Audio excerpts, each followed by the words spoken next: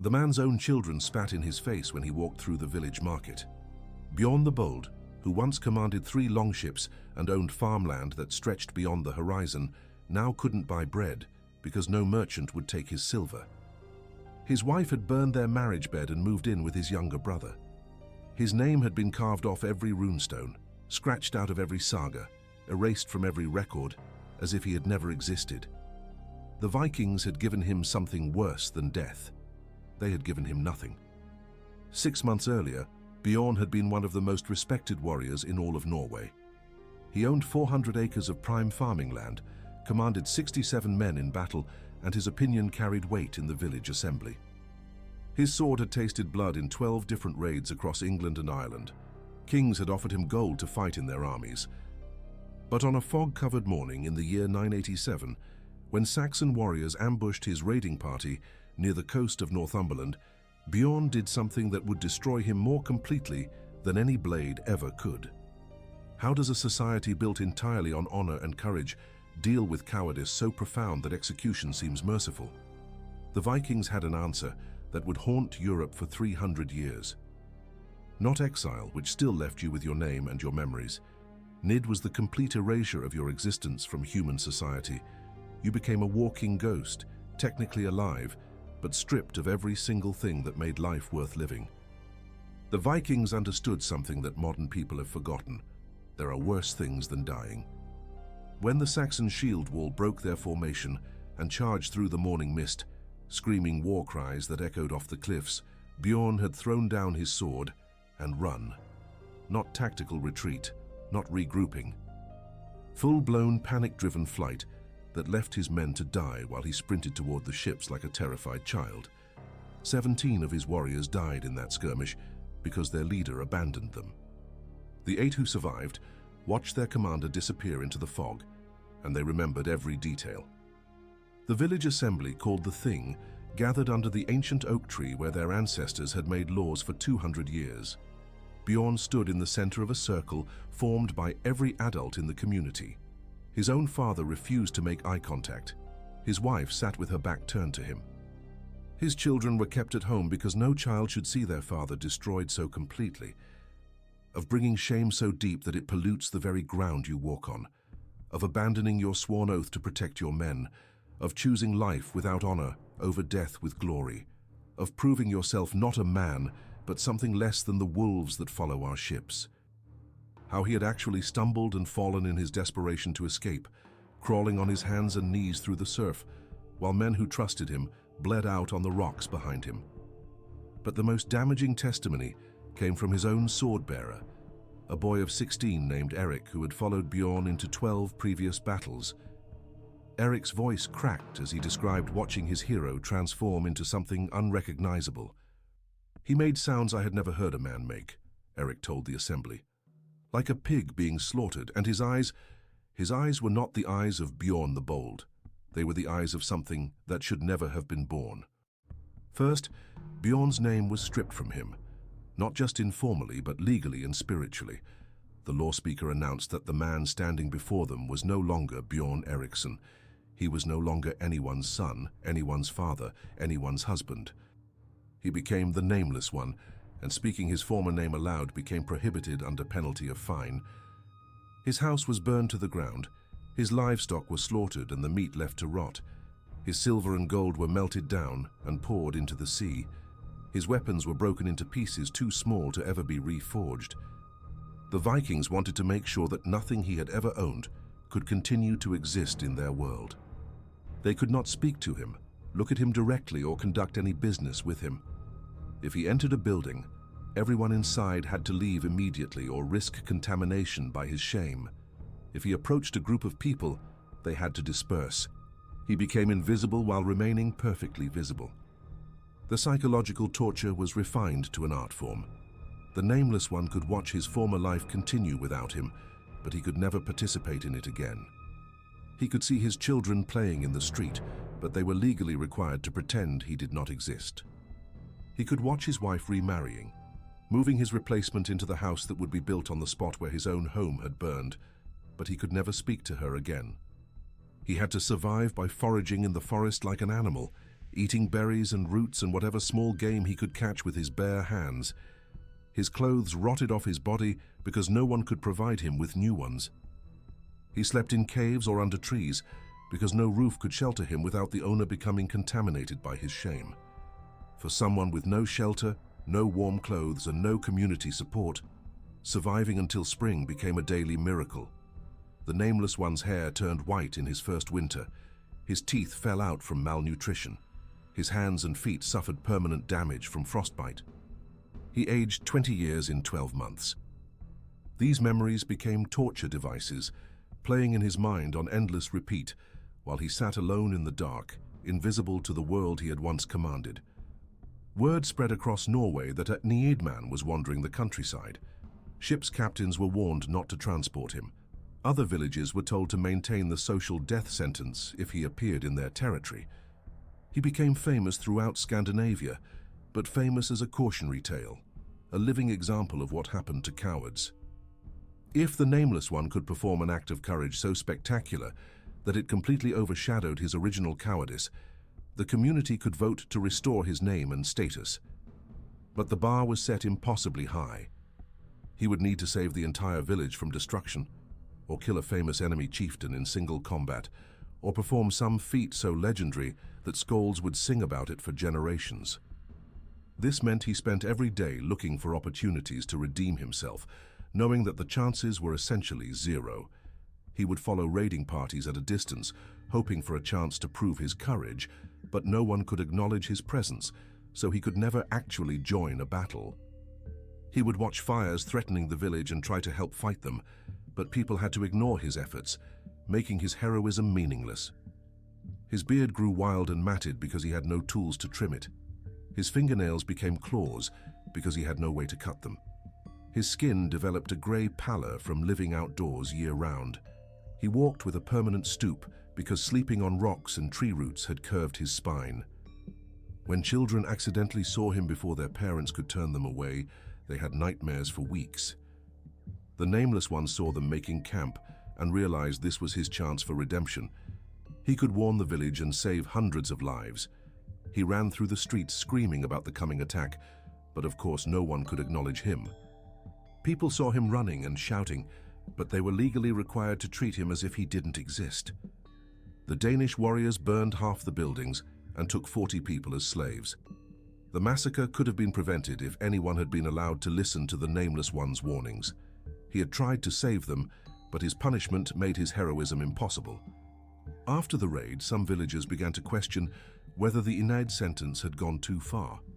They had maintained their honor by ignoring a coward, but that same honor had led directly to the deaths of their friends and family.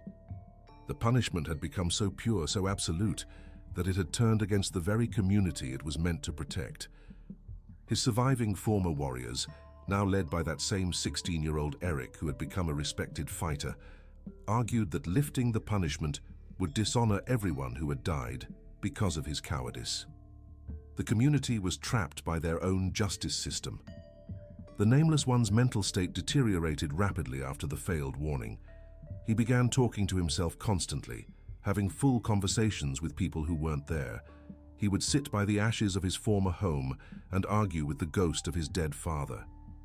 He would propose marriage to trees, thinking they were beautiful women. He would challenge rocks to combat, accusing them of questioning his courage. They said he would approach their campfires at night, speaking in fragments about battles that had never happened, and people who had never existed. His memory had started creating false histories where he was still beyond the bold, still respected, still human. The village children developed a game called Nidman, where one child would be declared invisible, and the others would have to ignore them completely. The child playing the Nidman would try everything possible to get attention, crying, singing, even hurting themselves, while the others had to act as if nothing was happening. The game usually ended with the ignored child having a complete emotional breakdown, which the other children found hilarious. Parents tried to ban the game, but it kept resurging because it taught children a vital lesson about Viking society. Honor was everything, and losing it was worse than death. The Nameless One had become a teaching tool, a living example that parents could point to when explaining why courage mattered more than survival. He developed a persistent cough that echoed through the forest at night. His left leg began dragging behind him when he walked. His hands shook constantly, making it almost impossible for him to gather food or build shelter. But the most disturbing change was in his eyes, which had developed a cloudy film that made him look blind, even though he could still see. His body was literally consuming itself from the inside out. The human nervous system wasn't designed to handle complete social isolation for extended periods. He was dying of loneliness, but dying very slowly. The Nameless One's appearances in the village became less frequent, not because he was staying away by choice, but because he was physically unable to make the journey from wherever he was sleeping to the populated area. People began finding signs of his presence: footprints in the snow, small camps with cold fire pits, fragments of clothing caught on branches, but they never saw him directly anymore. On a morning in early spring, 10 years after Bjorn the Bold had become the Nameless One, a group of children playing near the forest found his body. He was curled up against the base of a massive pine tree, positioned as if he were trying to embrace it. His arms were wrapped around the trunk, his face pressed against the bark. He had frozen to death sometime during the night, but he was smiling. The NID sentence technically ended with death, but the community wasn't sure how to handle the body of someone who had been declared socially non-existent. They couldn't give him a proper burial, because that would acknowledge that he had been a person worthy of respect.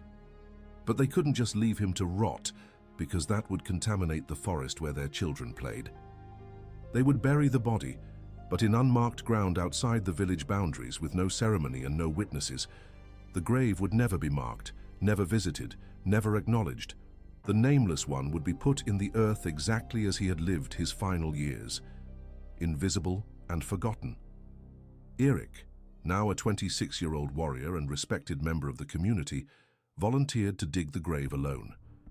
As he worked, he found himself thinking about the 16-year-old boy who had once followed Bjorn the Bold into battle, admiring his strength and courage. He remembered how proud he had felt to carry that man's sword, how safe he had felt fighting beside someone so fearless. The memory that haunted Erik most wasn't Bjorn running away. It was the sound he had made while running, not the scream of a warrior in battle, not even the cry of a frightened man, but something animal and desperate that no human throat should have been able to produce. The grave was shallow because the ground was still partially frozen, but Erik made sure it was deep enough to keep scavengers away. As he shoveled dirt over the Nameless One's body, he realized that this burial was the first acknowledgement the man had received in 10 years. Even in death, he was only being noticed long enough to be hidden away forever. He wondered if the Nameless One had finally found redemption in his final moments, not through heroic action, but through the simple release of death. Maybe freezing to death while embracing a tree was the closest thing to comfort he had experienced in a decade. The next morning, Erik made a decision that would have horrified his younger self. He walked to the unmarked grave and spoke Bjorn's name aloud for the first time in 10 years. Not loudly, not dramatically, just a quiet acknowledgement that this had been a real person, with a real name who had once been worthy of respect. It was a tiny act of rebellion against the justice system that had shaped his entire adult life. Word of Erik's visit to the grave spread through the village within hours. Some people demanded that he be punished for violating the NID sentence, even after death.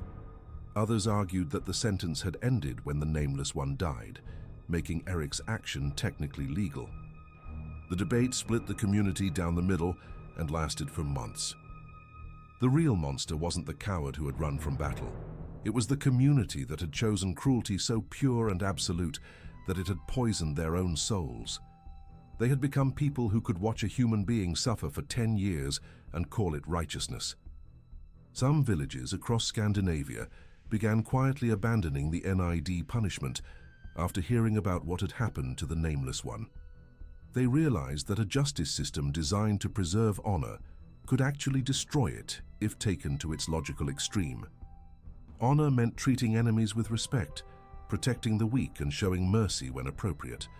A community that could torture someone to death through isolation had lost touch with the very values they claimed to be defending. But other communities doubled down on the NID punishment, arguing that any softening of the sentence would encourage cowardice. They pointed out that no one had become a coward since Bjorn's punishment began, which proved the system was working perfectly. The fear of social death was keeping their warriors brave and their society strong. Others created sagas about communities destroyed by their own cruelty. The Nameless One became a legendary figure in Scandinavian folklore, but different versions of his story carried completely opposite moral lessons. In some versions, he was a cautionary tale about the price of cowardice, a reminder that honor matters more than life itself. In others, he was a tragic hero, destroyed by a society too rigid to show mercy. The story changed depending on who was telling it and what lesson they wanted their audience to learn. But they've also found evidence that many communities struggled with its moral implications, just as the village in our story did. The Vikings weren't mindless barbarians. They were complex people trying to balance individual justice with community survival, and they often disagreed about where that balance should be.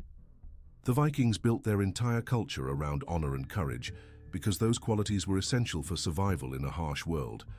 But when they tried to protect those values through absolute punishment, they discovered that moral purity can become its own form of corruption.